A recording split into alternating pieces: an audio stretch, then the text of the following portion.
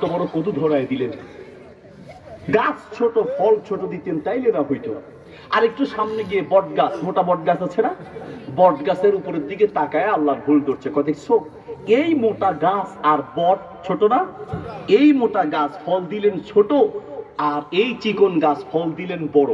কদু গাছের কদু যদি বট গাছে থাকতো, আর বট গাছের বট যদি কদু গাছে থাকতো, তাইলে না খাপের খাপ মন্তাইজার বাপ হইতো। এখন তো হয় নাই, এমনি ভুল ধরতেছে। বট গাছের দিকে তাকিয়ে একটা বট এসে নাকের উপরে পড়ছে, লাফ দিয়ে উঠা। কয় না রে ভাই না, আল্লাহটা ঠিক আছে। কেমনে? ভাইরে আমি মনে করছিলাম কদু গাছের কদু বট গাছে থাকলে ভালো হইতো।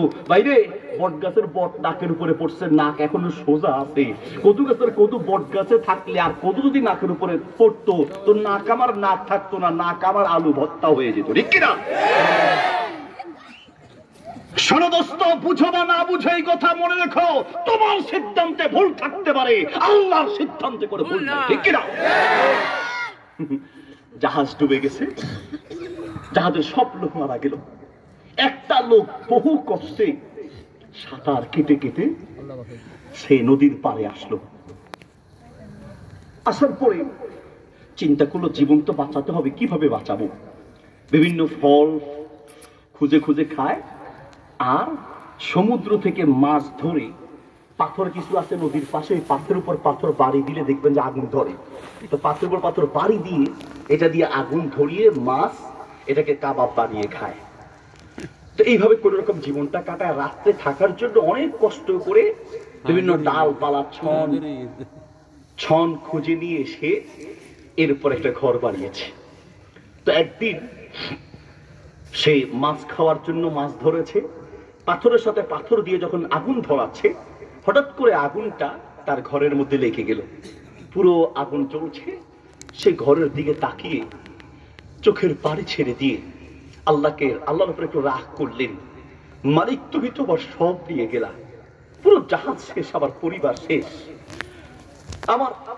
আমার সন্তান যে এসেছে সেও শেষ, আর বিবি যে রয়ে গেছে তার কাছে যাবো সে সুযোগটাও নাই, মোবাইল করার সুযোগটি, তুমি সব নিয়ে গেলা, শেষ আমার যে ঘরটা ছিল এটাও চালাই দিলা। আল্লাহ তুমি কি করলা? খুব রাগ করে ঘরের পাশে ঘুমায় গেলেন। আল্লাহ ঠিক আছে, সব যেহেতু নিয়ে গেলাম, আমার ঘরটাও জ্বালায় ফেললাম, অনেক কষ্ট করে একটা ঘর বানালাম, তো ঠিক আছে ঘরও নিয়ে গেলা, আমাকেও নিয়ে যাও। রাগ করে ঘরের পাশে ঘুমায় গেলেন। আল্লাহ আমাকেও নিয়ে যাও। ঘুম থেকে হঠাৎ করে জাহাজের আওয়াজ শুনে উঠে চমকে উঠলেন। জাহাজ থেকে দুইজন লোক এসে বলছে, ভাই আপনি বেঁচে আছেন? তাহলে উঠেন উঠেন, জাহাজে উঠেন। লোকটা চোখ বুঝতেছে আর বলছে, আমি কি স্বপ্নে আছি? আপনার কি ফেরেশতা? না ভাই, স্বপ্নে কেন থাকবেন? আমি একটু ধরে দেখি। ধরে দেখছে। ভাই কি সমস্যা কি? বলছে, ভাই আমি যেখানে আছি, স্বপ্নে না হলে, ফেরেশতা না হলে আপনারা জানলেন কি করে আমি এখানে আছি? তখন জাহাজের লোকেরা বলছে, ভাই আমরা জানি যে এখানে একটা জাহাজ ডুবেছে, আর আমাদের ধারণা ছিল কেউ বাঁচার কথা নয়, এই জন্য আমরা উদ্ধার করতে কেউ আসে না, উদ্ধার করা সম্ভব না। তবে আমরা পাশ দিয়ে আমরা যাচ্ছিলাম, জাহাজ দিয়ে যাওয়ার সময় দেখলাম এখানে ধোঁয়া উঠছে, ওই যে আগুন লাগছে, ওই যে ধোঁয়া উঠছে, ধোঁয়া উঠতে দেখে আমরা বুঝেছি যে এখানে কোনো না কোনো মানুষ আছে, এই জন্য আমরা এখানে উদ্ধার করতে এসেছি। লোকটা সিজদায় পড়ে বলছে, মালিক আমি মনে করেছি এই ঘরটা জ্বালিয়ে দিয়ে তুমি আমাকে শেষ করে দিলা, কিন্তু এই ঘর জ্বালানোটাই তো আমার জন্য উদ্ধারের ব্যবস্থা হয়েছে। আল্লাহু আকবার। আসা আন তাকরাহু শাইআন ওয়া হুয়া খায়রুল লাকুম ওয়া আসা আন তুহিব্বু শাইআন ওয়া হুয়া শাররুল লাকুম। আল্লাহর প্রত্যেকটা কাজের মধ্যেই মানবতার কল্যাণ আছে। লাইন শাকারতুম লাযিদান্নাকুম, বুঝো বা না বুঝো, আল্লাহর প্রত্যেকটা নিয়ামতের কদর আদায় করার চেষ্টা করো। ঠিক কিনা? শুকরিয়া আদায় করো। আমাদের তো অভিযোগের শেষ নাই। কত অভিযোগ আমাদের জীবনে আল্লাহর প্রতি। নাউযুবিল্লাহি মিন যালিক। আল্লাহ এটা দেয় নাই কেন, ওটা দেয় নাই কেন, এটা করে নাই কেন, ওটা করে নাই কেন, কত অভিযোগ আপনার। আমেরিকার একজন বিজ্ঞানী, অন্ধ, চোখে দেখে না, কাঁধে সরে না, শরীরের অনেকগুলো অঙ্গ প্রত্যঙ্গ নাই, নাম তার হেলেন কিলার। আমি আপনাদের তেমনিতে একটা প্রতিবন্ধী মাদ্রাসা করেছি, সম্ভব হলে মাঝে মাঝে যাবেন। ওস্তাদ অন্ধ, ছাত্র অন্ধ। আমার 4টা শাখার একটা শাখা হলো প্রতিবন্ধী। মাঝে মাঝে দেখতে যাবেন, তখন বুঝবেন যে আপনি আল্লাহর কত বড় নিয়ামতের মধ্যে আছেন। দুইটা চোখ বন্ধ করে আপনি কতক্ষণ থাকতে পারবেন? 1 ঘন্টা, 1 দিন, 1 সপ্তাহ, 1 মাস, 1 বছর, কয় দিন আপনি থাকতে পারবেন? আর যে মানুষগুলো চোখে দেখে না, বছরের পর বছর এইভাবে জীবনটা কাটিয়ে দিচ্ছে, আদরের সন্তানকে দেখতে পায় না, আদরের মা বাবার চেহারার দিকে তাকাইতে পারে না। আর আপনি যদি বুঝতেন আপনি আল্লাহর কি নিয়ামতের মধ্যে আছেন, আল্লাহর কসম প্রত্যেকটা সেজদায় আপনার চোখের পানিতে বুক বেঁচে যেত, ঠিক কিনা? আপনি আল্লাহর কি নিয়ামতের মধ্যে আছেন, আপনার কোন উপলব্ধি পর্যন্ত নাই। আমার মনে আছে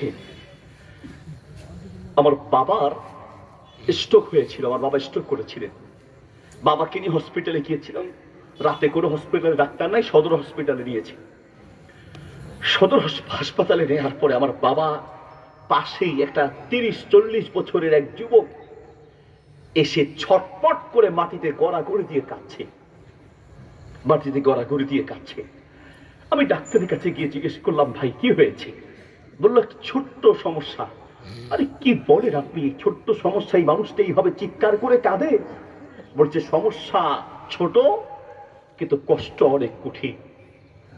আপনি কি নিয়ামতের মধ্যে আছেন, আপনার মানে উপলব্ধি নাই। এক মাহফিলে, আমাকে তো মাহফিলগুলোতে মাহফিল শেষে প্রশ্ন দেয়, তো একজন আমাকে প্রশ্ন করলেন, হুজুর আমরা ভাত খাওয়ার পরে আলহামদুলিল্লাহ বলতে হয়, এটা বুঝলাম, চাকরির বেতন পাওয়ার পরে, টাকা পাওয়ার পরে, নিয়ামত পাওয়ার পরে আলহামদুলিল্লাহ বলবো, এটা হুজুর বুঝি, অসুবিধা নাই। কিন্তু বাথরুমে গিয়ে প্রস্রাব করলাম, পায়খানা করলাম, বাথরুম থেকে বের হয়ে গুফরানাকা আলহামদুলিল্লাহিল্লাযী, ওখানে আলহামদুলিল্লাহ কেন বলতে হয়? প্রস্রাব করলাম, খারাপ কাজ করলাম, পায়খানা করলাম, মল ত্যাগ করলাম, হুজুর বাথরুম থেকে বের হয়ে কেন আলহামদুলিল্লাহ বলতে হয়? আমি উত্তর দিয়েছি, বাথরুম থেকে বের হয়ে আলহামদুলিল্লাহ কেন বলতে হয় সেই দিন বুঝবেন যেই দিন প্রস্রাব